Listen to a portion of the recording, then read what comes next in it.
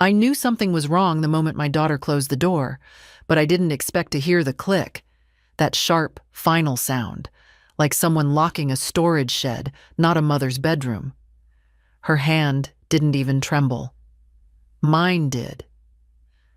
"Mom, it's just for tonight," Lindsay said, slipping my own keys into her coat pocket as if they'd always belonged to her. "You get confused in the dark. I don't want you wandering around and hurting yourself." At 74, I have heard many lies in my life, but none delivered as calmly as that one. I sat on the edge of my bed, listening to her footsteps fade down the hall. My house creaked the way it always did in the evenings, the wooden beams shifting as the night temperature dropped.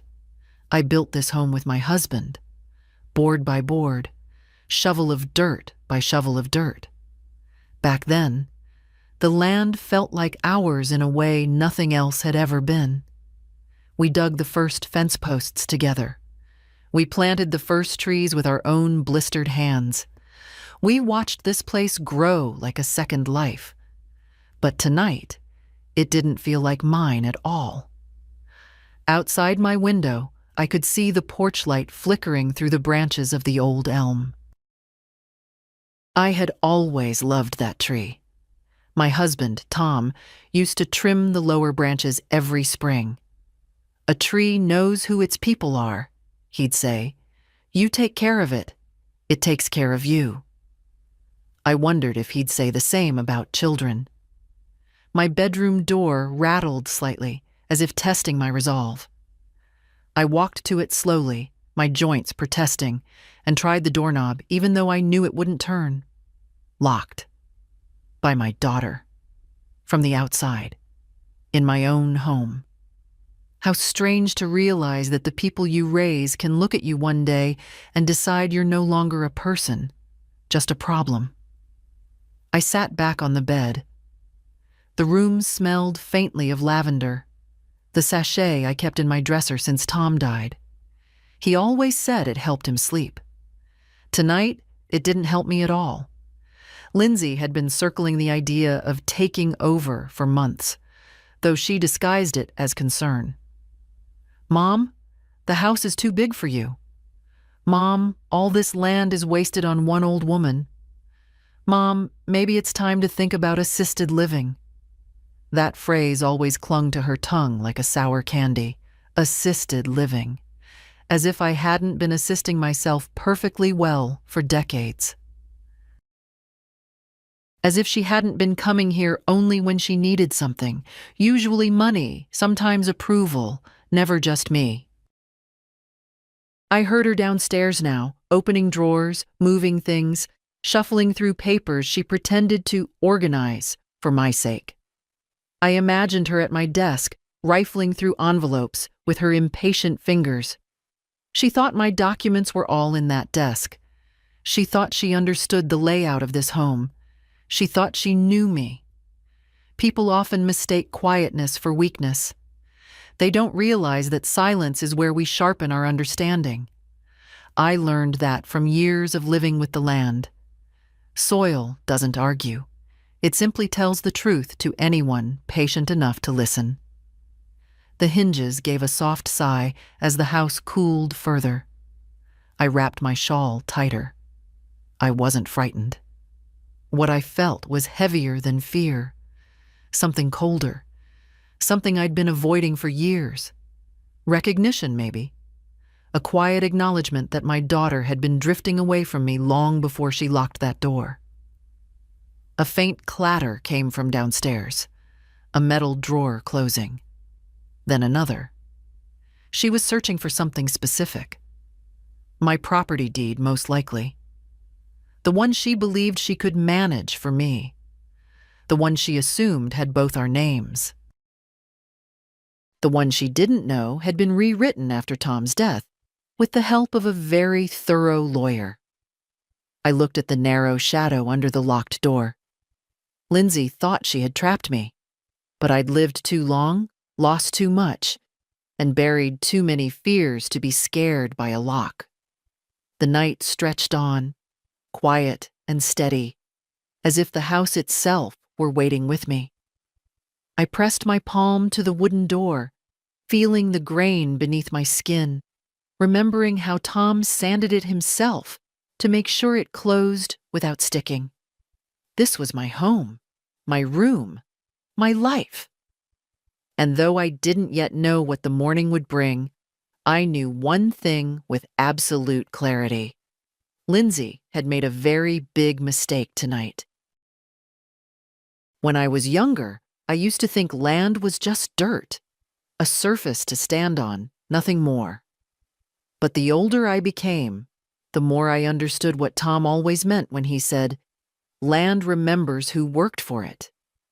Maybe that was why I fought so hard for this place, harder than I ever fought for myself. And maybe that was why Lindsay wanted it. She didn't always, of course. There was a time when she loved running here barefoot, dragging her little red wagon through the garden beds, collecting rocks she believed were treasures. I can still see her hair tangled from the wind, hear her laughter echoing across the yard.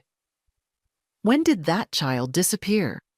When did she become a woman who saw this land not as home, but as an asset?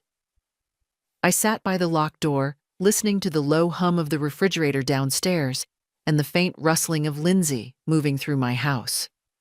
It's strange how a sound that once meant family now felt like intrusion. My mind drifted back to the early days, the first spring after Tom and I bought the property. The house was half the size it is now. The windows rattled in the wind, and the plumbing groaned at night like an old man complaining. But we didn't mind. We slept on a mattress on the floor, waking at sunrise to repair broken beams, plant saplings, mend fences.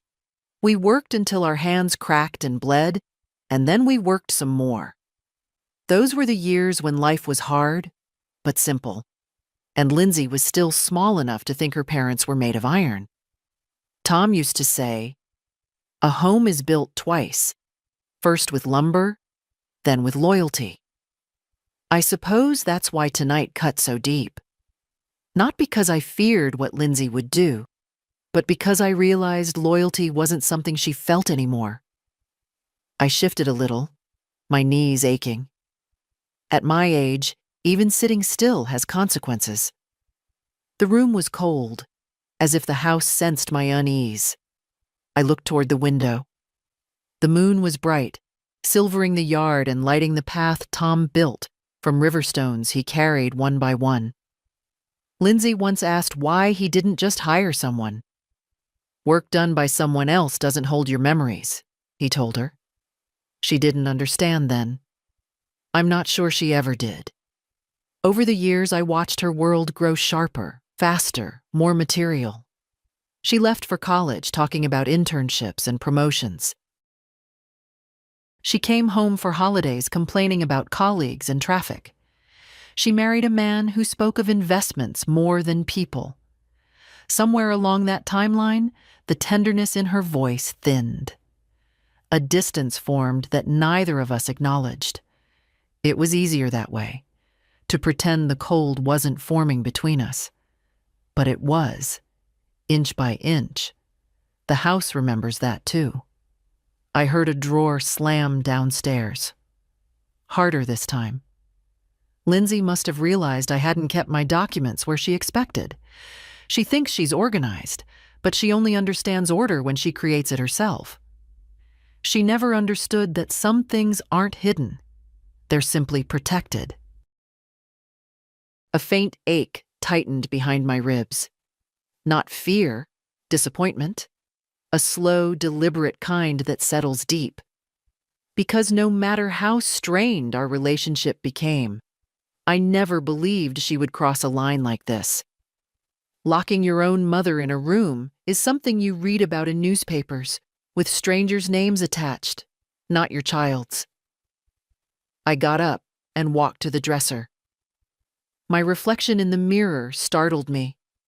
The hard set of my mouth, the exhaustion around my eyes. I looked older tonight, but also clearer, as if something inside me had sharpened.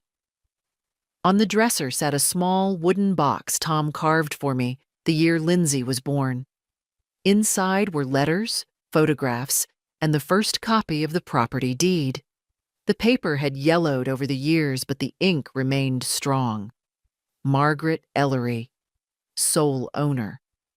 Later, we added Tom's name, then removed it again after he passed. But Lindsay's name was never written there. Not once. The house creaked again, a long, slow groan that traveled through the floorboards like a warning. Then I heard Lindsay speaking on the phone, her voice clipped and irritated. No, she doesn't understand what's best for her. Yes, I'll handle it in the morning. Handle it. As if I were an overdue bill. I sat back on my bed and folded my hands in my lap. The night outside felt endless, but I wasn't restless anymore. A strange calm washed over me, the kind you feel when the truth finally settles into place. Lindsay didn't lock me in because she was worried. She locked me in because she believed she could decide my life for me, because she thought I had grown small enough to be managed. She forgot who I am, and somewhere deep down, I felt something stubborn and old rise inside me, something I hadn't felt in years, the quiet, immovable part of myself that learned to survive widowhood, financial strain, storms that tore down half our yard, and a grief that lived in the walls long after Tom was gone. The same part of me that would not, under any circumstances, be handled. The house settled again. The land breathed beneath it. And I realized the truth Lindsay would learn soon enough. You cannot take from someone what they built with their whole life. Not with a lock. Not with a lie. Not even with the authority of being their daughter. Morning would come. And with it, consequences. By the time the house went silent, I already knew Lindsay had taken more than just my bedroom keys. There was a heaviness in the air, a stillness that didn't belong to night, but to intention. Her intention. I eased myself off the bed and moved toward the door again, touching the cool metal of the handle. Locked. The kind of lock meant to keep things in, not out. I wondered if she realized how symbolic that was. A daughter locking away the very woman who carried her into this world. Downstairs, something scraped across the floor. The sound of my desk chair being dragged. She never handled furniture gently. She moved through life the way she moved through my house now, taking up space without asking whether she had the right. Papers rustled. The desk drawer opened. I could picture it. Her hand diving into the jumble of envelopes and notepads, convinced she would find neatly labeled folders waiting to make her plan easier. Lindsay always believed other people should be as organized as she imagined herself to be. A few seconds later came the sharp clack of metal. The lockbox. My heart sank a little. She had found it. Damn thing, she muttered, her voice rising. The code, of course, wouldn't work for her. It was Tom's birthday. No one knew that except me. She tried again, and again, each failure louder than the last, a growing irritation, not fear, not guilt, irritation, as though I were being deliberately difficult. Why does she make everything so complicated? She hissed into the quiet room. I closed my eyes and exhaled slowly. That was always her refrain, wasn't it? Why do I make things complicated? Why don't I listen more? Why don't I let her help me? The truth was simple. Help isn't help when it comes with chains. After a few minutes, the rustling stopped. I heard her footsteps move to the hall closet, the one where I kept blankets and old coats. She was searching for something else now. Probably the spare keys. She hadn't realized I moved them years ago after the first time she insisted I shouldn't be alone in this house. People think controlling behavior begins with shouting or aggression. They don't understand. It starts with concern that grows teeth. Lindsay's footsteps quickened. She opened the pantry, the linen cabinet, even the laundry room. Every door, every drawer, every container she thought would give her control. Then she came back upstairs. Her steps slowed near my bedroom door. "Mom?" she called softly. Her voice was too sweet. I could hear the honey dripping from it, the kind she used when she wanted something. "How are you doing in there?" "As well as someone can do when locked in her own room," I replied. A tiny pause. Embarrassment? No. Calculation. "Mom, you know this is for your safety." I walked closer to the door. "If safety were your concern, you'd sit with me, not lock me away like an inconvenience." Another pause. Then her tone hardened. "I can't sit with you all night. I've got things to take care of." Such as preparing the documents she thought I would sign in the morning. "Get some sleep," she added, and I could hear her turning away already, finished with the performance of concern. "We'll talk tomorrow, when you're rested." Rested, as if exhaustion were my problem. Her footsteps faded again, and soon I heard the unmistakable click of my front door's lock rotating. Not once, but twice. Lindsay was securing the house from the inside. She didn't trust me not to leave my room, but she trusted no one else to enter. I sat down on the edge of the bed again, staring into the dimness. The darkness felt familiar, almost comforting. I had sat with darkness plenty of nights. Nights after Tom died. Nights after Lindsay's sharp words left wounds that didn't show on skin. But this darkness had shape. It had intention.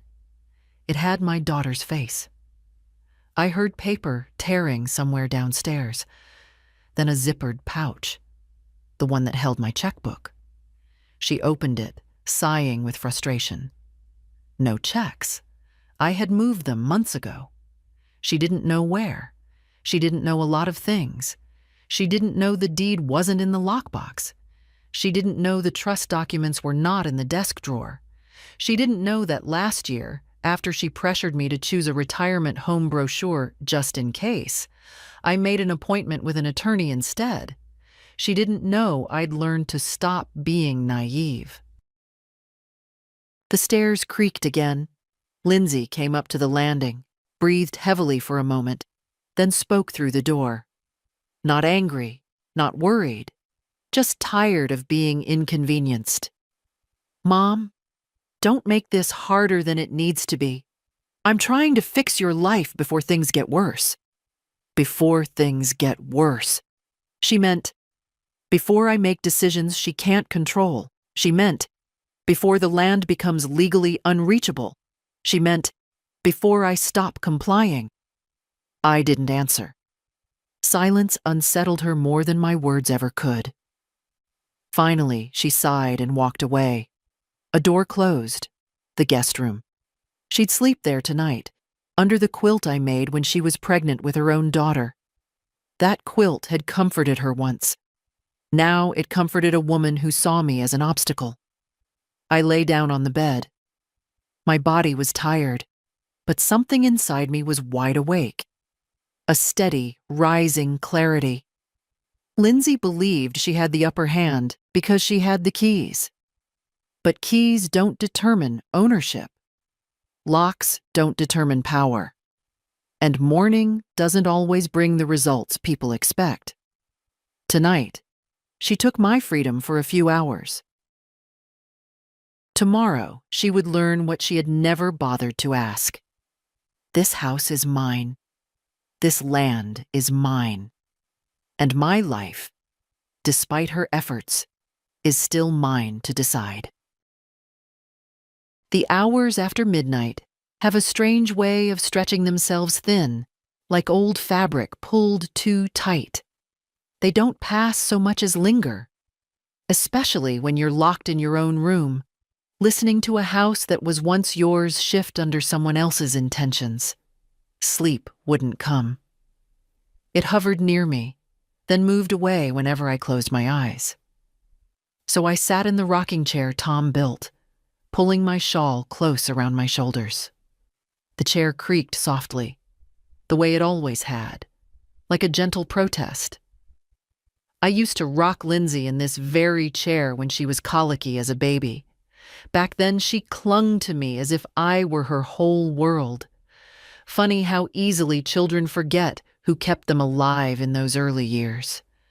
A cold draft slid across the floor, creeping up my ankles.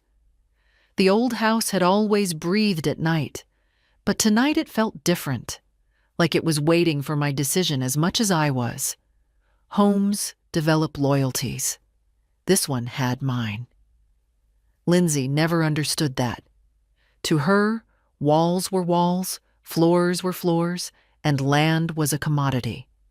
Something that could be leveraged, improved on, sold, used.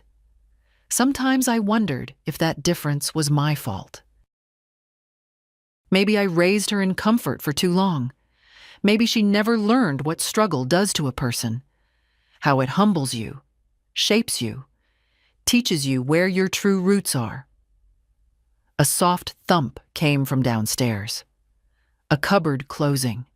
She was still awake, still searching, still convinced the world would bend to her if she stayed determined long enough. But life never bent for me, or Tom. We bent for it. There's a difference. I let my mind wander, because what else can a woman do in a locked room at 2 a.m?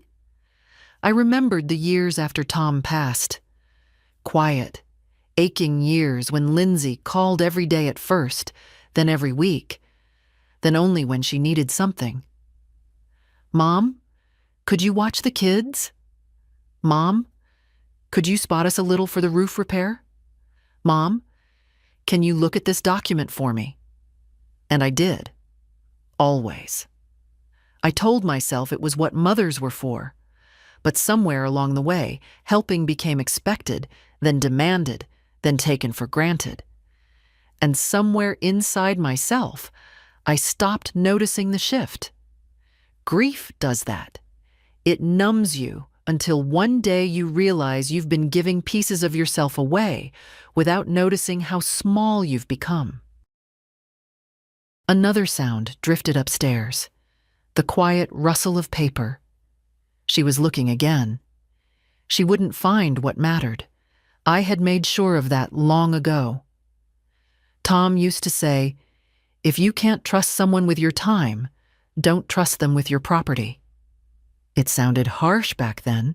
Now it sounded like foresight.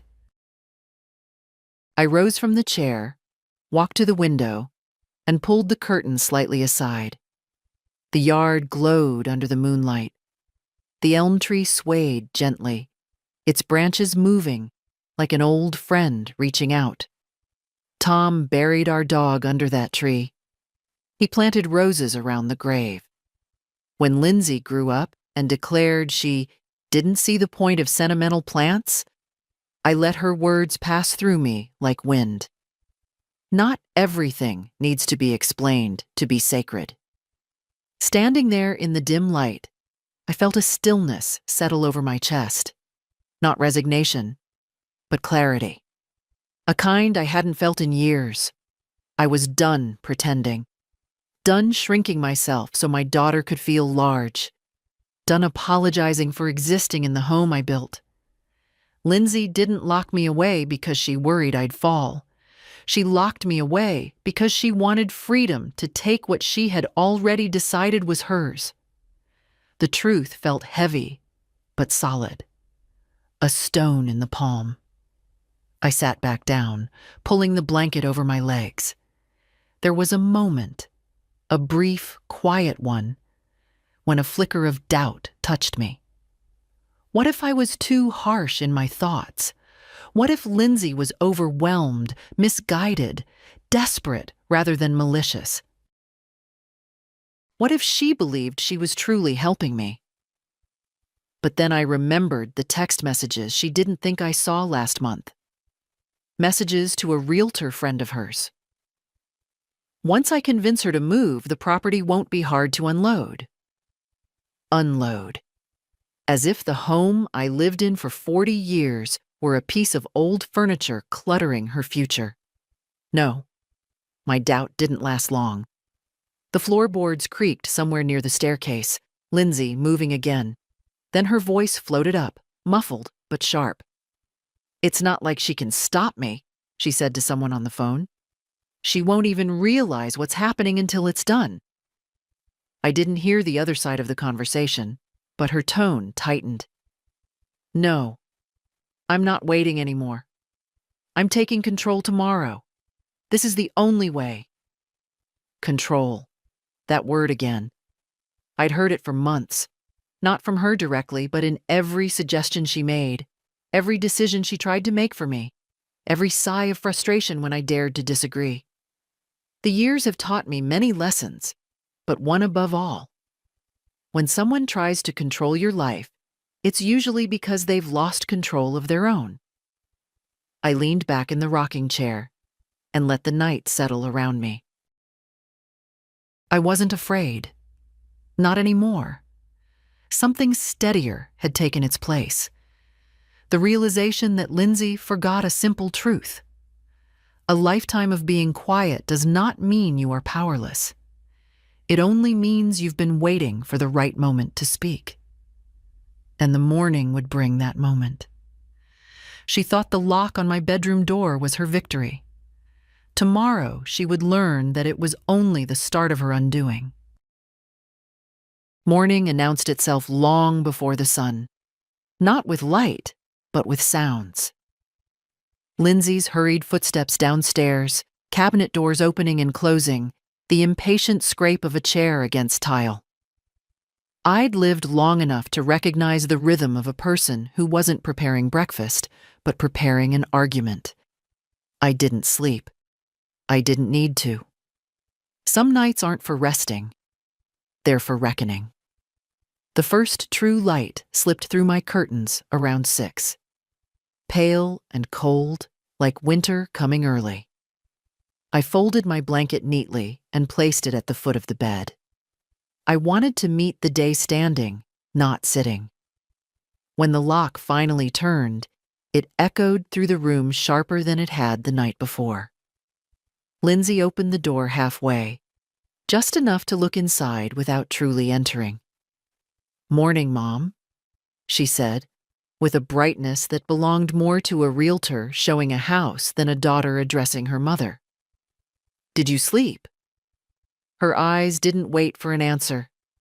They scanned the room, checking whether I had tried to force the door, climb out the window, or rearrange anything. She looked at me like she was surveying damage.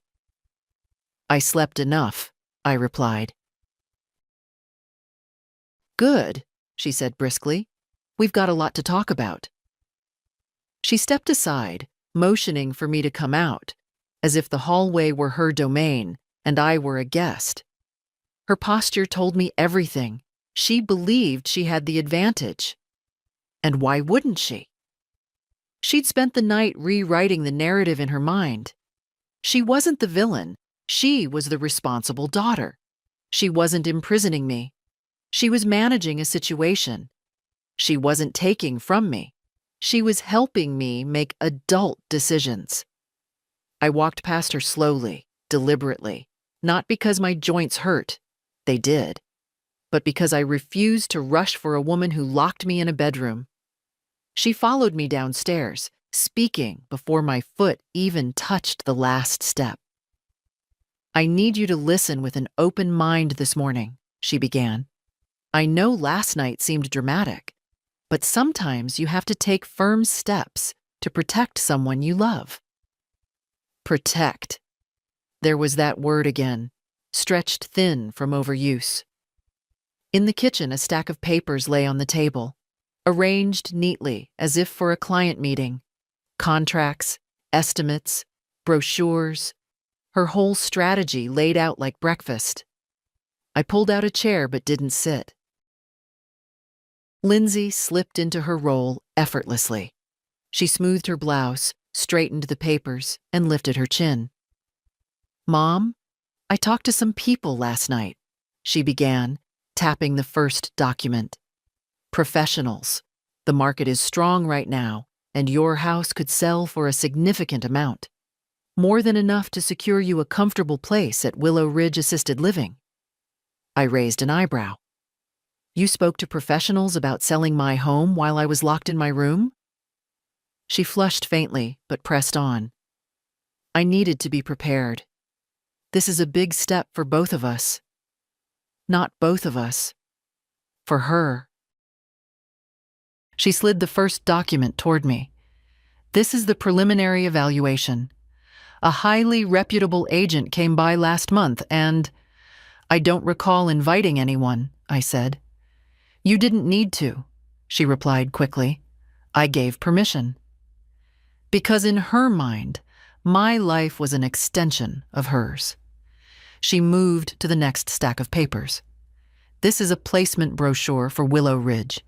They have excellent medical care, social programs, on-site transport." "I'm not moving," I said plainly. She blinked, as if I'd interrupted her mid-sentence in a language she didn't understand. "Mom, you have to be realistic. This property is too much for you. The land alone requires maintenance you can't keep up with. And what happens if you fall? What happens if—" "I've been maintaining this land for 40 years, I said. "Yes, but you're 74, she snapped, her patience fraying. "We can't pretend you're the same woman you used to be." Ah, there it was, the thing she'd wanted to say for months. I looked at her across the table, the sharp lines of her face, the tightness in her jaw, the restless tapping of her fingers. She wasn't thinking about my safety. She was thinking about efficiency, convenience, profit. She pushed a pen toward me. "Let's just sign the evaluation paperwork. It doesn't mean you're selling yet. It just lets us move forward." Us. I didn't touch the pen. She didn't notice the deliberate stillness of my hands. She was too busy imagining the ink on the page. "Mom, refusing to do this won't make you younger," she said softly, leaning closer. "You need to trust me. I'm trying to make sure everything is in order before it's too late." Before it's too late. For whom? She took a breath. "Look, once we start the sale process—" "There will be no sale process," I said. She froze. "What?" "I'm not selling the house," I repeated calmly. "Not now, not ever." For a moment, she looked genuinely stunned, as though she couldn't fathom a scenario where my will opposed hers. "Mom, be sensible. You don't understand." "I understand perfectly," I said. "That's why we're having this conversation." Her expression shifted, disbelief shrinking into irritation, irritation hardening into something colder. "You're making a mistake," she said quietly. "A mistake that affects everyone." "No," I replied. "Only you." Her jaw tightened. She reached for another document, ready to try a different angle, a different pressure point. But she wasn't ready for the truth waiting just behind her assumptions. She thought she'd come into this morning with control. She had no idea control had never belonged to her in the first place. Lindsay liked to believe she handled everything with precision, but she never noticed details unless they benefited her. So when she slid the next document toward me, a stapled packet with highlighted sections, she didn't realize the mistake she'd already made. "This is just the preliminary authorization," she said, tapping the top page. "It lets the agent access property records and begin the evaluation. Nothing binding." I looked down at the packet without touching it. The first page was printed last night, the ink still slightly raised. "You typed this yourself," I said. Lindsay stiffened. "I filled in the necessary parts, yes. It's standard." "It's not a standard form." "Mom, don't start picking at technicalities." She rolled her eyes, irritation slipping through the cracks in her polished tone. "It's a simple document. It just gets the ball rolling."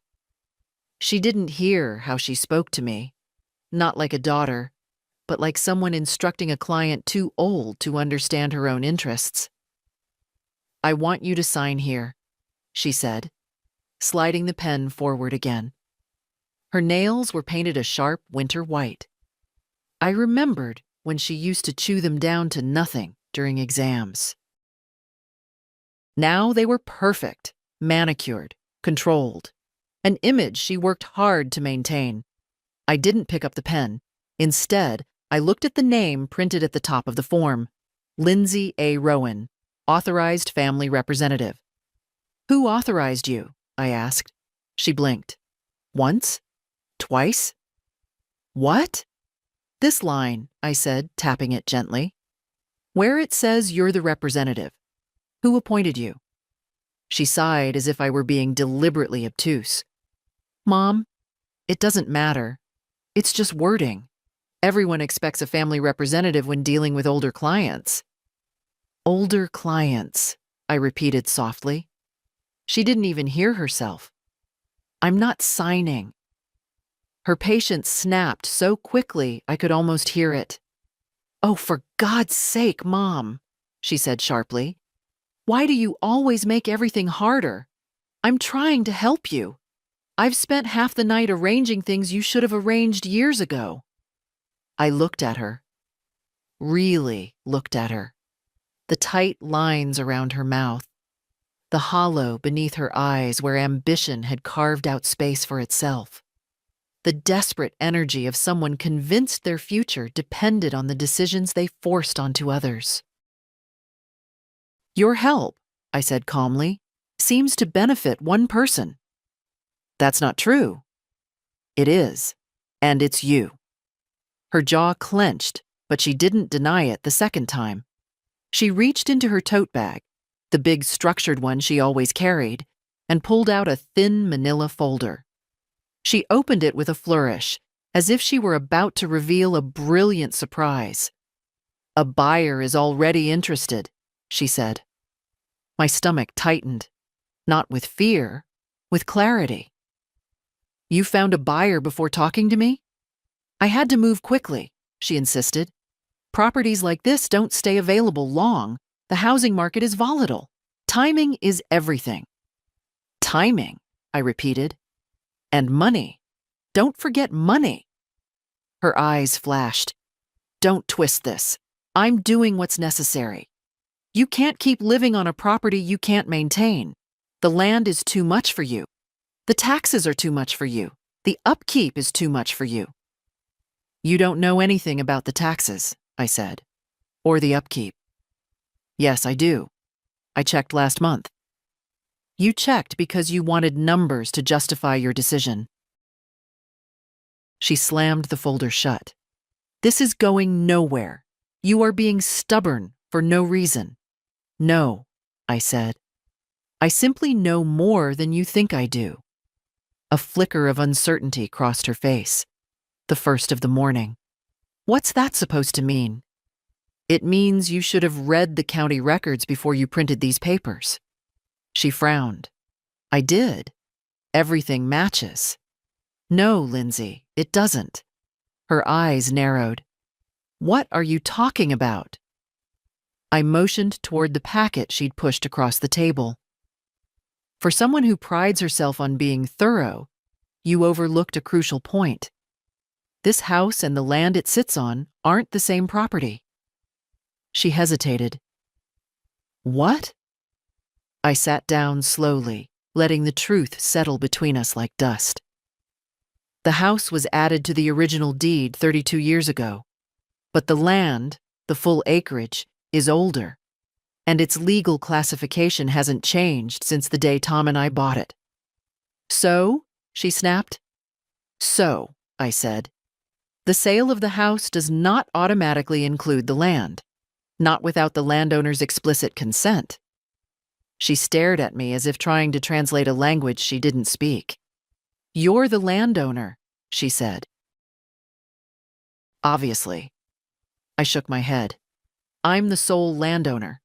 No secondary signatures allowed, no transferable rights, no implicit inheritance." She blinked again, slower this time. "That's impossible, Dad. Your father insisted on it." My voice softened, not for her sake, but for his memory. "He wanted the land protected. He made the lawyer draft it that way."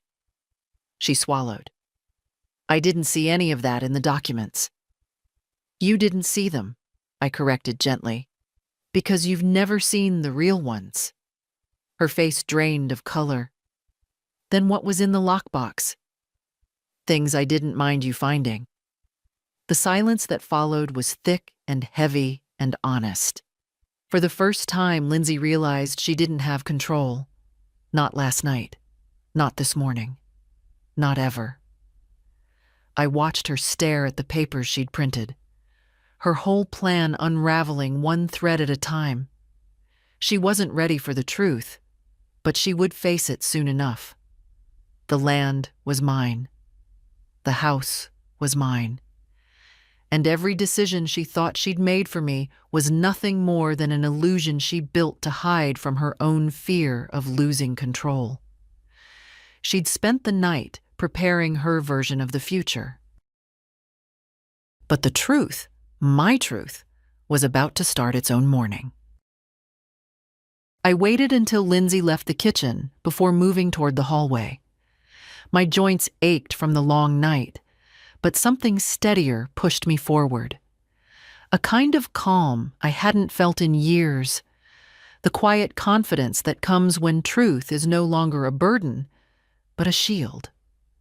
The house was still. Morning light filtered through the curtains, warming the floorboards Tom laid himself. I paused at the bottom of the stairs, listening. Lindsay was in the guest room, pacing. Short, sharp steps. A woman recalculating her strategy. She believed she'd cornered me. She didn't know I'd spent months preparing for this moment. People think aging makes you slow. But if you've lived long enough, you learn to move invisibly. In decisions, not steps. I walked to the hall closet. The door gave its usual little sigh when I opened it. Behind the winter coats, behind the wooden crate of old photo albums, was a narrow panel in the wall, painted the same color, almost invisible unless you knew to look. Tom had built it the year after Lindsay moved out. "Every house needs a private pocket," he said, tapping the panel with a wink, "a place no one thinks to question." Inside the panel was a shallow shelf. And on that shelf lay a leather folder, soft with age, edges worn from the number of times my fingers had traced it. My real documents, the ones Lindsay never knew existed. I pulled it out carefully and closed the panel. It clicked back into place like a secret exhaling.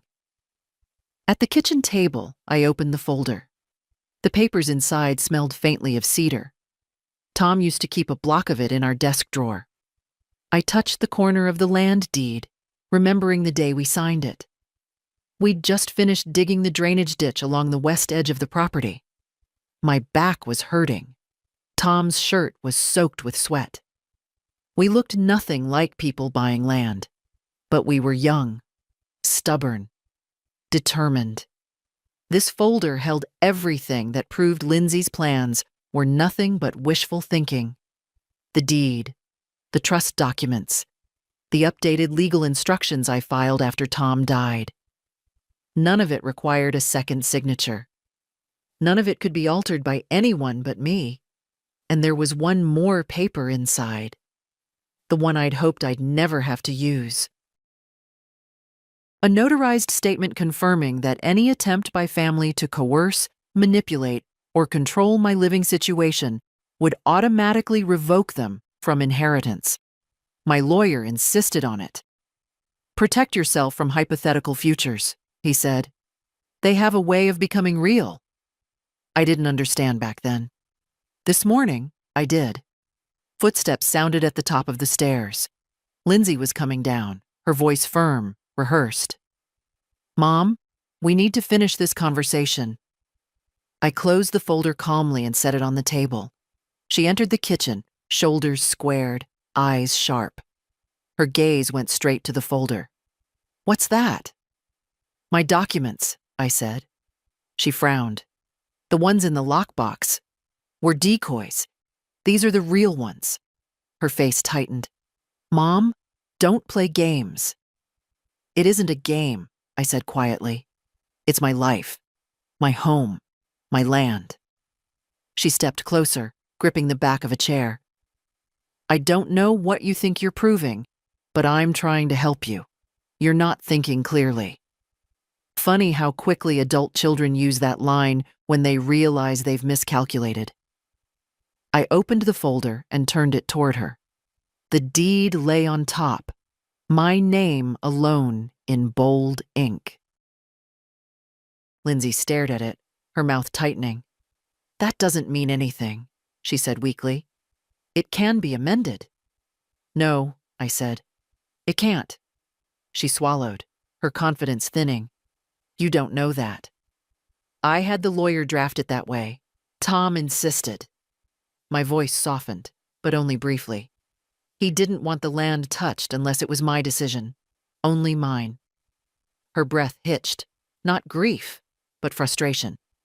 You've been hiding this from me. No, I said. I've been protecting it. The words hung between us. Solid.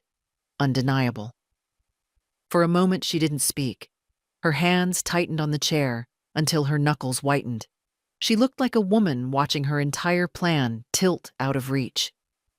Mom, she whispered, a new edge in her voice. What exactly are you planning to do? I closed the folder gently. The same thing I've always done, I said. Live my life, in my home, on my land. And for the first time since she locked that bedroom door, Lindsay understood she wasn't the one in control. Lindsay didn't sit right away. She hovered behind the chair, fingers clutching the wooden back as if it were the last solid thing in the room. Her eyes flicked between my face and the folder, searching for an angle she hadn't tried yet. Mom, she finally said, her voice slow, measured. We're getting carried away. She gestured toward the documents. This is unnecessary. I didn't come here to fight with you. No, I answered. You came to decide for me. Her jaw tightened. You're twisting everything. I shook my head. I'm describing everything. For a moment, neither of us breathed. Old houses, no tension. The air thickened until even the walls seemed to lean in. Lindsay pulled the chair out and sat stiffly. She rested her palms on the table, flattening them as if trying to anchor the conversation. Let's start over. Her tone softened, but it wasn't softness born of love. It was strategy. I shouldn't have locked you in your room. That was too much. I looked at her. Too much, I repeated quietly, as though tasting the words. You locked your mother in a room because she disagreed with your plans. That isn't too much, Lindsay. That's a boundary crossing so deep you don't even see it. Her lips pressed into a thin line. I was trying to prevent you from hurting yourself. I wasn't the one hurting me, I said. She flinched at that. The smallest betrayal in her face, but real. Then, like someone catching themselves slipping, she straightened her shoulders. This property is overwhelming you, whether you admit it or not. You can't keep going like this. You need help. Help is what you offer when someone asks, I replied. Control is what you take when they don't. Lindsay's eyes hardened. So you think everything I'm doing is selfish? I didn't answer right away. I let the truth settle like dust. I think everything you're doing is about you, I said at last. Not my safety, not my well-being. You're afraid I'll make choices you can't influence. That's not fair. It's accurate. She pushed back from the table, the chair legs scraping the floor sharply. Fine. Then tell me what you think is really happening here. I folded my hands on the table. You're afraid, I said softly. Afraid of your marriage falling apart, afraid of bills you can't pay, afraid of the life you built standing on unsteady ground. And instead of dealing with your own fear, you're trying to secure a future using something that doesn't belong to you. She stared at me as if I'd slapped her. I don't need your land, she snapped. You need control, I corrected, and you thought taking mine would give you some. Her throat worked. A tiny tremor ran through her fingers. It was the first honest thing about her this morning.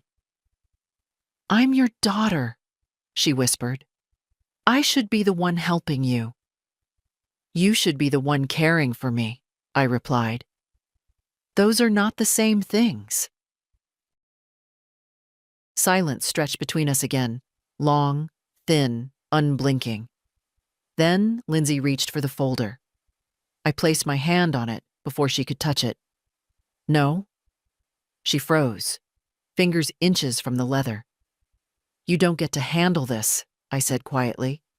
Not anymore. Her voice cracked, sharp and brittle. Why are you doing this to me? To you, I repeated, the bitterness rising but controlled. Lindsay, you locked me in my own bedroom. You tried to take my keys. You looked through my private papers. And you planned to move me out of my home without my consent. Why are you asking what I'm doing to you? Ask yourself what you've been doing to me. Her lips parted, but no words came out. She wasn't used to hearing the truth spoken without apology. You raised me to be strong, she finally said, eyes shining with anger rather than emotion. You taught me to take action. Now you're punishing me for it. No, I said. I'm stopping you. That's different. Her breathing grew uneven.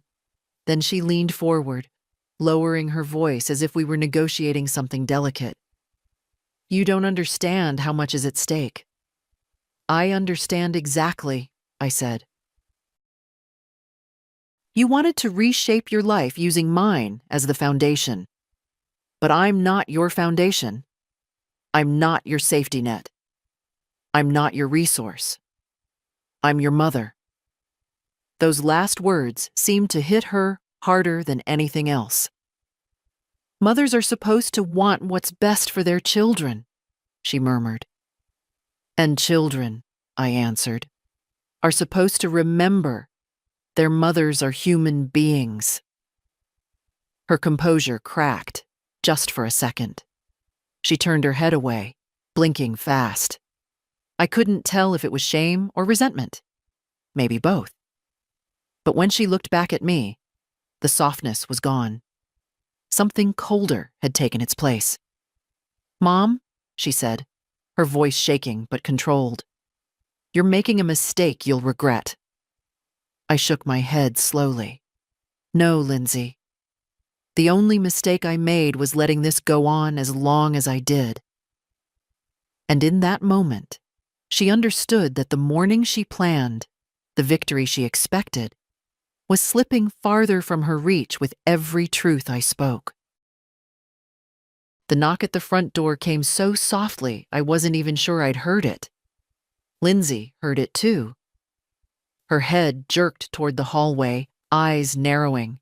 No one was expected. Not this early. Not today. Stay here, she said sharply, as if I were a child she needed to contain. But I didn't stay. I rose slowly, steadying my hand on the table, and followed her into the hall. My knees protested, but my resolve did not. Lindsay opened the door only a few inches.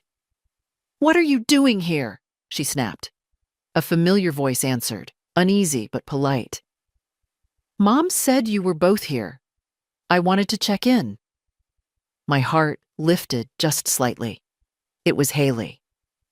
She stepped inside before Lindsay could block her, the cold morning air swirling in behind her. She looked tired. Students always do. But her eyes brightened when they found me. "Grandma." She hurried over, touching my arm gently. "You didn't answer your phone last night. I got worried." Lindsay closed the door with a hard click. We were discussing private family matters. Haley glanced between us. She wasn't naive. She saw tension the way young people see cracks in pavement, clearly, instinctively. "What happened?" she asked quietly. Lindsay exhaled loudly. "Nothing happened.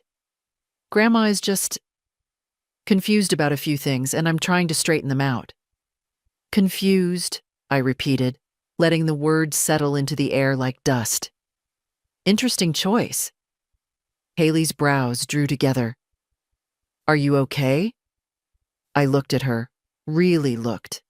At the gentle concern in her face, the earnestness Lindsay once had, before life hardened her edges. And for the first time since last night, my chest loosened. "I'm fine," I said. "But a few things have happened." Lindsay stepped between us. "Mom, don't start this. Haley doesn't need to be dragged into something she doesn't understand." Haley crossed her arms. The same stubborn gesture her grandfather used when someone lied to him. "I'm 22, not 2, and you're the one talking over her." Lindsay bristled. "Don't take that tone with me." Haley didn't back down. She looked at me again. "Grandma? What did she do?" My daughter froze. She understood I wasn't going to lie to protect her pride. "She locked me in my bedroom last night," I said softly. Haley's face drained of color, then flushed with outrage. "She what?" Lindsay's response came too quickly. "It wasn't like that." "How else is it?" Haley demanded. "Grandma, is that true?" I nodded. A sharp breath escaped her. She turned on her mother. "Are you out of your mind?" Lindsay's eyes flashed with panic, real panic, for the first time.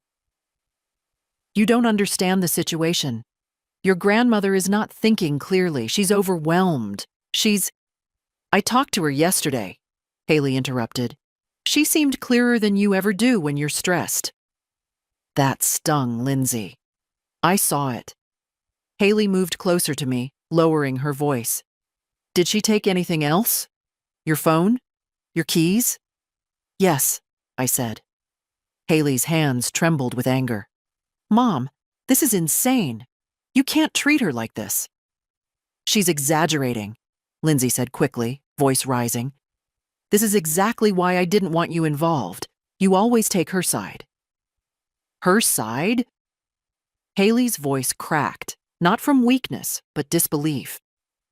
"There shouldn't be sides, and you locked her in a room." Lindsay held her forehead as if Haley's logic physically pained her. "I'm trying to take care of her. You don't know how hard this has been on me." "There it is," I murmured. Haley heard me. Lindsay pretended not to. Haley stepped toward the kitchen. "I'm calling Aunt Marie, and maybe a lawyer." "I don't know what's going on, but you're not calling anyone," Lindsay snapped, grabbing her arm.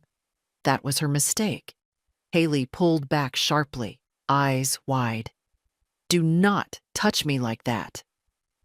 Something shifted then, not loudly, but deeply, like the foundation of a house settling after years of strain. Lindsay realized she was outnumbered, but more than that, she realized the illusion she'd built of being the rational caretaker was crumbling. Haley turned to me again, voice gentler. "Grandma, Tell me everything. All of it. I looked at her, at the sincerity, the readiness, the fierce love she thought she had to hide to not upset her mother. And I understood Tom had been right. Roots matter. Some travel farther, some stay true. I rested my hand over hers. We'll talk, I said softly, but not here, not with emotions flaring. Behind us, Lindsay let out a shaky breath, half frustration, half fear. Haley, she said, voice small for the first time. Don't let her twist things. I'm your mother.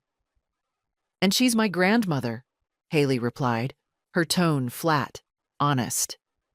The difference is only one of you treated me like family today. Lindsay's face faltered. And the morning, which she believed would give her leverage, was suddenly slipping out of her grasp entirely. Haley followed me into the living room, while Lindsay stayed rooted in the hallway, as if moving might make everything worse. Maybe she finally understood it already had. I lowered myself into the armchair near the window. Haley sat on the edge of the couch, leaning forward, her eyes searching my face. Grandma, what exactly happened last night? I didn't rush. I spoke the way older women do when the truth has been sitting inside them too long, slowly, evenly, without dramatics. Your mother locked me in my bedroom, I said. Took my keys, took my phone, went through my papers. She said it was for my safety. Haley's jaw tightened. That's not safety. That's control. I nodded once. Yes. Her hands curled into fists in her lap. I can't believe she would do that. You can, I said gently. You simply didn't want to. She swallowed hard. Does she know you know everything? About the buyer? The papers? She knows now. Haley leaned back, exhaling slowly. The truth was settling onto her shoulders, heavy but necessary. But why? She asked quietly. Why would she go this far? Fear, I said. And the belief that her vision of the future matters more than my present. Haley shook her head. That doesn't excuse it. No, I agreed. It explains it. People excuse themselves with explanations. She stared at the floor, her breath uneven. She was angry, but underneath that anger was something softer. Hurt. A daughter realizing her mother wasn't the person she thought. I remembered feeling that once too, though under very different circumstances.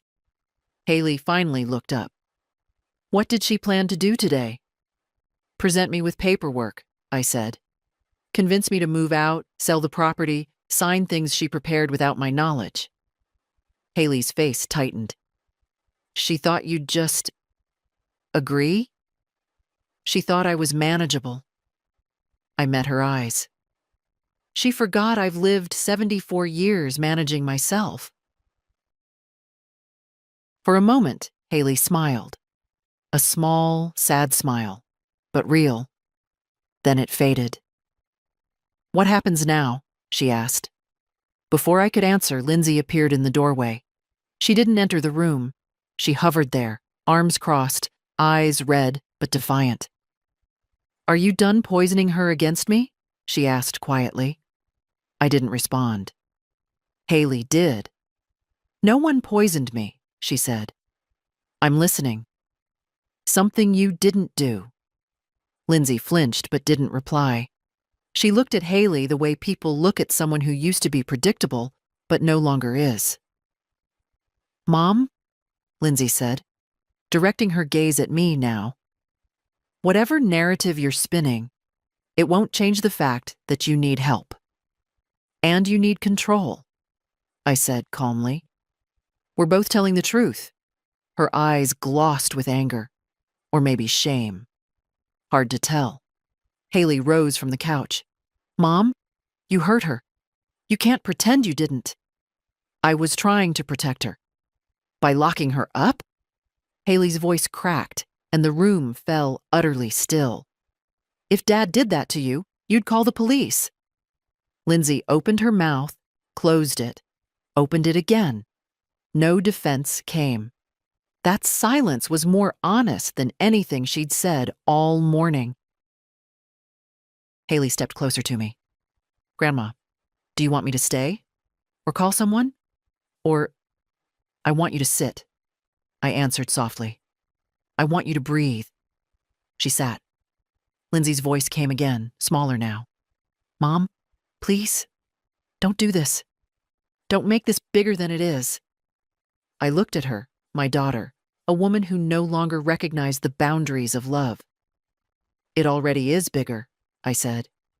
You made it so the moment you turned the key. Haley's eyes filled, though she blinked the tears back quickly. Lindsay looked at her daughter the way someone looks at a door they suddenly realize they can't open. For the first time since the night began, I felt something inside me settle. Not peace, not victory. Just the quiet knowledge that the truth had finally stepped into the room, and none of us could pretend not to see it. I reached for the leather folder again, not to flaunt it, but because truth sometimes needs paper to stand on.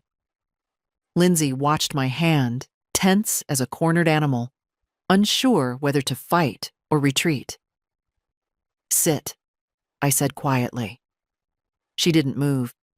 Haley took a single step toward her mother. Just sit down. Lindsay relented, lowering herself slowly into the chair across from me. Her shoulders hunched slightly, as if the weight of the morning had settled there. I opened the folder and pulled out the deed. The thick, official paper lay flat against the table, edges worn by years of being touched but never surrendered. This, I said, sliding it toward her, is the land deed, the full acreage. Your father and I signed it 40 years ago. It was amended after his death.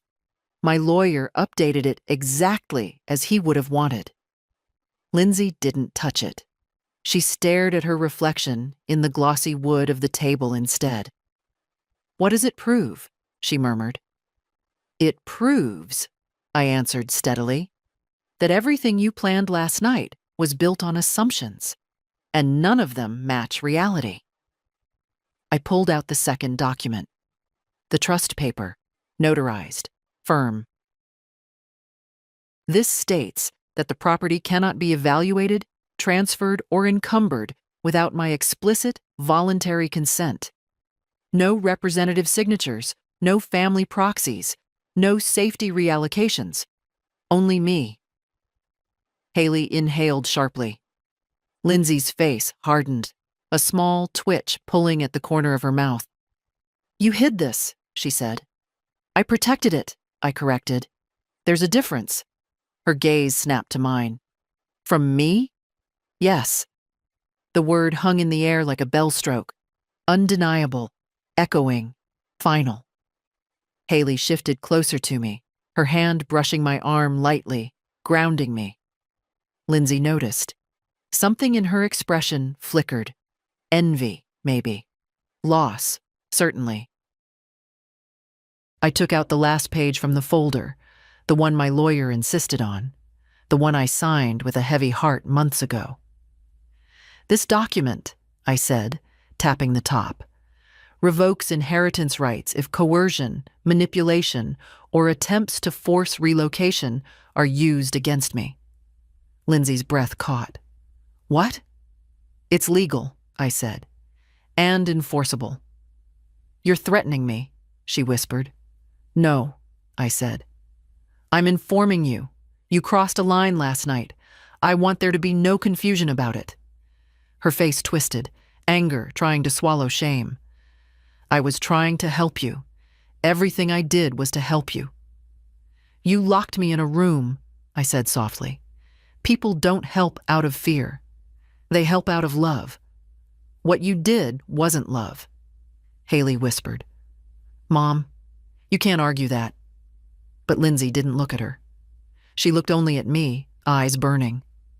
I'm your daughter, she said, voice raw. How can you put something like that on paper?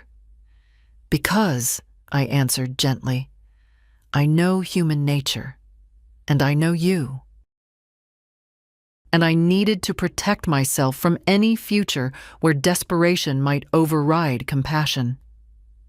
Lindsay trembled, not dramatically, but subtly, the way strong people shake when they realize their strength was never aimed at the right thing.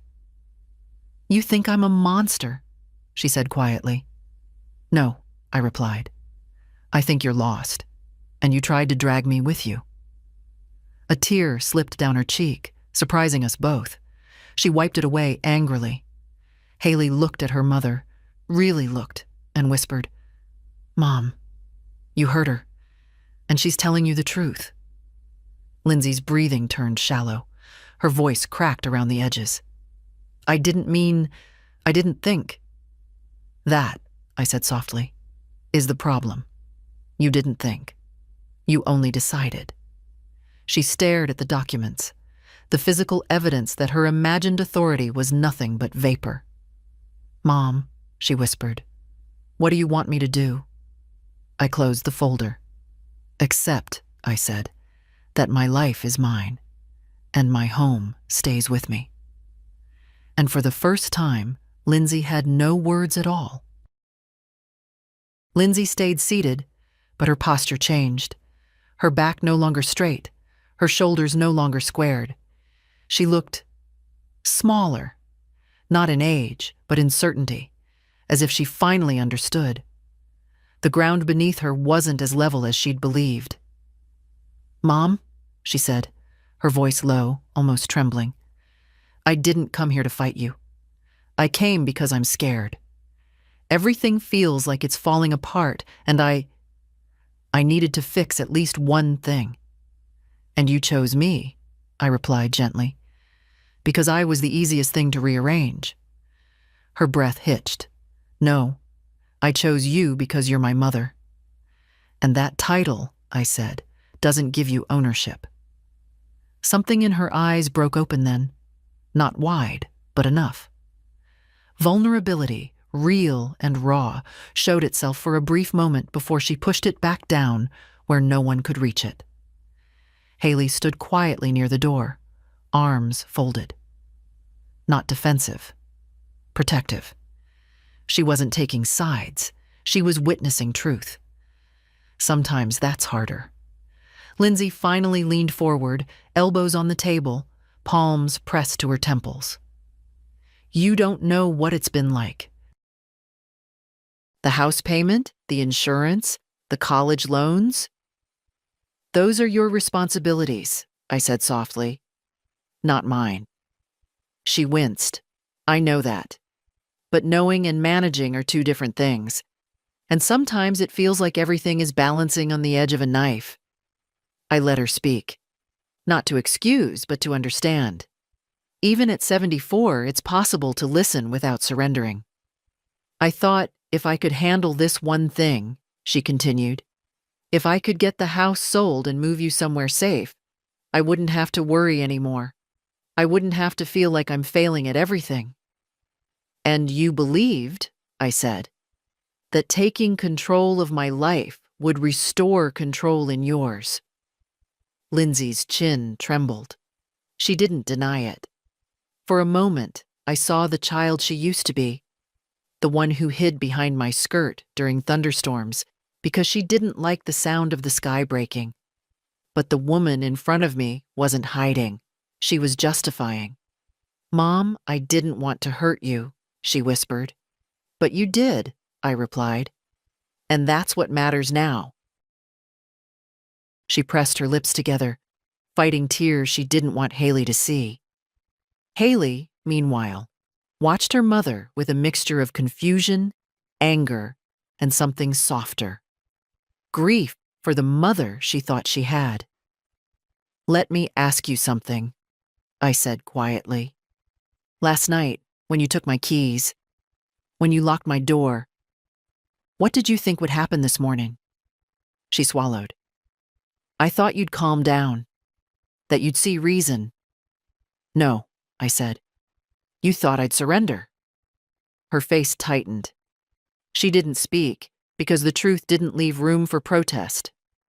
Lindsay, I continued, you crossed a line that isn't easily uncrossed. When you treat someone you love as an obstacle, something fundamental breaks. Haley nodded slowly. Lindsay noticed, and something like shame flickered again. I wanted to help, Lindsay murmured. Help, I repeated softly. By erasing my autonomy? She finally met my eyes. Her voice was barely audible. I'm sorry. But it wasn't apology rooted in understanding. It was apology rooted in fear of consequences, and I knew the difference. Any mother does. Sorry isn't enough, Haley said quietly from behind her. You have to stop deciding for her. Lindsay turned to her daughter, wounded. I was thinking of all of us. And forgetting one of us, Haley answered. Another tear slid down Lindsay's cheek. She brushed it away quickly, but not quickly enough. Mom, she whispered, I don't know how to fix this. You fix it, I said, by letting go of what was never yours to hold. Lindsay drew a shaky breath, the kind a person takes when their world shifts in a way they cannot reverse. She'd pushed me into a corner last night, believing a locked door could keep truth out. But today, sitting at my kitchen table with the documents in front of her and her daughter behind her, she realized something she should have known all along. You cannot force a woman to surrender what she built with her own hands and her own life. And you cannot lock dignity behind a door. Lindsay sat completely still, elbows on her knees, hands clasped under her chin. Her breathing was shallow, uneven, the way it gets when you know the conversation has crossed into territory where nothing will return to normal. Haley stood at my side now, not shielding me, not confronting her mother, simply present. And that alone changed the shape of the room. Mom, Lindsay said finally, her voice cracking around the edges, I said I'm sorry. What else do you want from me? I looked at her quietly. For years I had filled the silence between us with explanations, reassurances, excuses for her behavior. Today, I let the silence speak for itself. What do I want? I repeated. I want my daughter back. But I don't think she's in this room. Lindsay flinched, but she didn't argue. She could feel it too. The distance she had built brick by brick, decision by decision, until she no longer knew how far she had wandered. I can try harder, she whispered. I can do better. You could, I said gently, but not while standing in my house planning my removal. Haley's breath caught quietly. Lindsay lowered her gaze. You don't trust me, she said. I shook my head. Trust isn't something you demand, it's something you honor, and last night, you broke it. Her voice rose, not loud, but desperate. So what now? You just cut me out? After everything I've done for you? Haley stiffened at that, but I raised my hand slightly. This part had to come from me. Lindsay, I said, you haven't been doing things for me. You've been doing things to me. She swallowed hard. I didn't mean, I know, I said. But impact matters more than intention. Tears finally spilled. She wiped them furiously as if crying meant losing ground. I can't lose you, she whispered. You almost did, I replied. And the only way forward is distance. Her head jerked up. Distance? Yes. My voice didn't waver. For now, I need you to leave my home. The silence that followed was the kind that settles deep in the bones. Not shock, not anger, but recognition. She understood I wasn't speaking in metaphor. You're kicking me out, she said, stunned. I'm asking you, I corrected, to give me space, to think, to breathe, to heal from what happened. Lindsay stared at me, then at Haley, as if hoping for an ally. but Haley's eyes were steady. "Mom," Haley said softly, "you need to go. Let Grandma have her home back." "I didn't take her home," Lindsay whispered. Haley answered for me. "You tried." That truth shattered the last illusion Lindsay had been clinging to. She stood slowly, as if her body had aged 10 years in a moment. She looked around the room, the photos on the wall, the old clock on the mantel, the quilt draped over the armchair, as if seeing, for the first time, that none of it belonged to her. "Will you call me?" she asked quietly. "When I'm ready," I said. "And when you're ready to listen instead of deciding." She nodded once, a small, broken motion, then picked up her bag. At the doorway, she paused. "I didn't want it to end like this," she said. "It hasn't ended," I replied. "But it cannot continue as it was." Her eyes filled again, but she didn't cry this time. She walked out, closing the door behind her with a soft, defeated click. Haley stood very still. The house was quiet in a new way. Not fearful, not tense, just relieved. She turned toward me, her expression full of something I hadn't felt from my daughter in years. Genuine concern. "Grandma, are you all right?" I let out a long breath I hadn't realized I was holding. "Yes," I said. "For the first time in a long while? Yes." And in the lingering silence, I understood. Removing someone isn't the hardest part. Realizing you waited too long to do it, that's what stings. But dignity reclaimed is dignity restored, and my home finally felt like mine again. After Lindsay left, the house exhaled. Not loudly, not dramatically, but with that subtle shift old homes make when tension no longer presses against their walls. I sat for a moment at the kitchen table, my fingers resting lightly on the closed leather folder. Haley hovered nearby, unsure whether to sit or stand, like someone afraid to disturb a fragile balance. "Grandma," she said gently, "you don't have to deal with all of this alone." I gave her a small smile. "I know, but I also know I'm capable." She nodded, though worry still clung to her expression. She had witnessed enough to understand the weight of the morning. "I need to call my attorney," I said. Haley blinked, surprised. "Right now?" "Yes. If something is broken, you reinforce it before the crack widens." She didn't argue. She just handed me my phone, the one Lindsay had taken, now retrieved from her abandoned tote bag. For a moment, I held it in my palm, feeling its simple, familiar weight. Funny how something so small could symbolize so much. Autonomy, safety, the ability to reach out. I dialed the attorney's office. They knew my voice. They didn't make me explain more than necessary. "Yes," I said calmly. "I need to update the trust and the inheritance clause, and I want to review the emergency power of attorney instructions." Haley's eyebrows lifted, impressed but not surprised. When I hung up, she asked softly, "Are you changing your will?" "I'm clarifying it," I corrected. "There's a difference." She hesitated. "Because of Mom?" "Because of reality," I said. "Your mother made choices yesterday that revealed truths I can't ignore.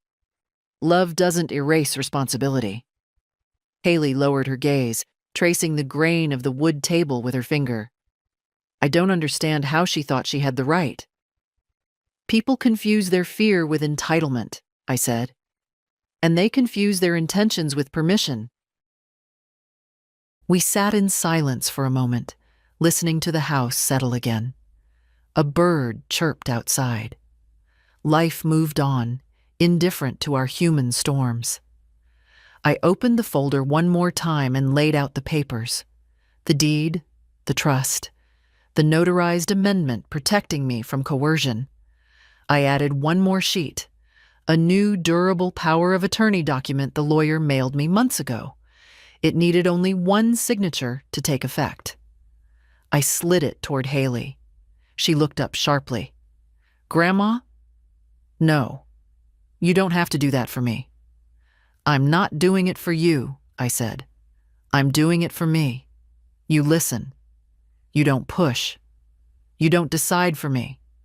That is exactly the kind of person I can trust, with responsibility I hope neither of us will ever need." Haley swallowed hard. "Are you sure?" "Completely."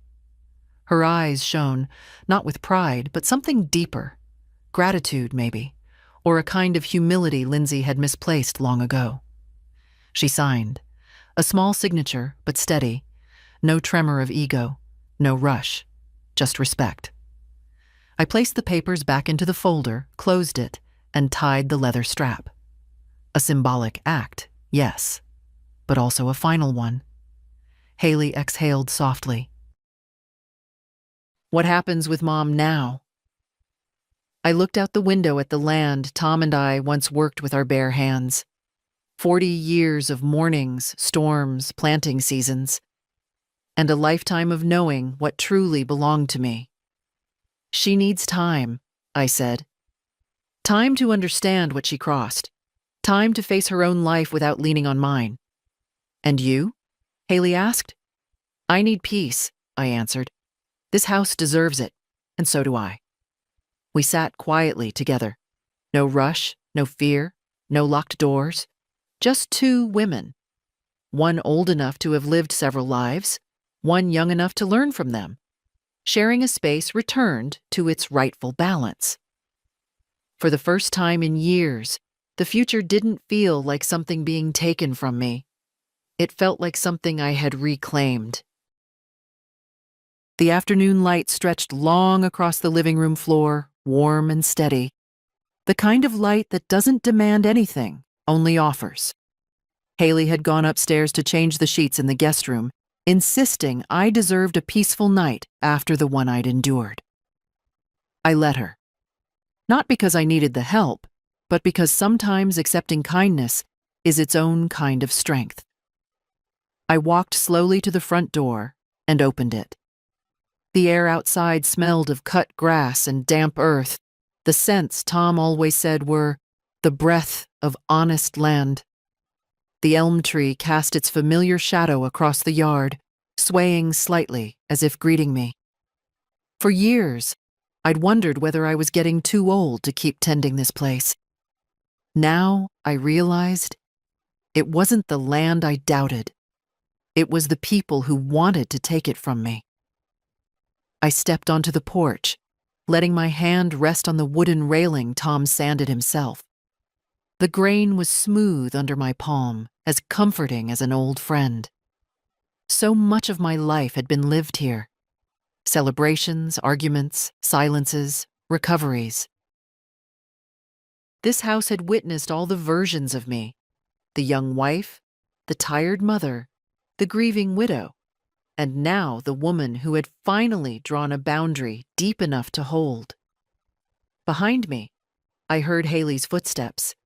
She joined me on the porch, hands tucked into her sweater sleeves. "It's beautiful out here," she said softly. "It always has been," I replied. "I just forgot to see it clearly for a while." We stood side by side, watching a bird swoop low over the field. The quiet felt different today, not the heavy quiet of fear, but the familiar quiet of belonging. "Do you think Mom will call?" Haley asked. "Yes," I said, "but not today." "Will you answer?" "When she calls to listen," I said. "Not when she calls to decide." Haley nodded. She didn't try to defend her mother or condemn her. She simply understood, a sign she had grown into her own womanhood without losing empathy. "You were brave today," she said after a pause. "No," I answered. I was finally honest. "Bravery is something else entirely." She smiled. It felt like bravery. I didn't argue. Some truths belong to the people who witness them. Inside the house, the clock chimed. A soft, steady sound that marked time not as something slipping away, but as something continuing. I felt the weight of the morning lift gently from my shoulders. Not gone, no. Memories rarely vanish, but transformed into something I could carry without bending. "I'm proud of you," Haley said suddenly. I turned to her. "For what?" "For choosing yourself," she said. "Most people your age don't. They let others make decisions because it's easier." I looked back at the land stretching out in front of me, golden under the late sun. "Easier doesn't always mean better," I said. "Your mother forgot that." "I won't." We stood there until the light shifted cooler, until the breeze brushed our faces like a reminder that evenings still belonged to me. This home still belonged to me. My choices, my dignity, my name on the land, all still mine. And as I closed the door behind us, something inside me settled completely. Not triumph, not revenge, just the quiet, steady sense of a woman returning to herself. My life had not been taken. It had simply been waiting for me to reclaim it. And I finally had. If my story resonated with you, leave a comment or follow. Your voice matters too.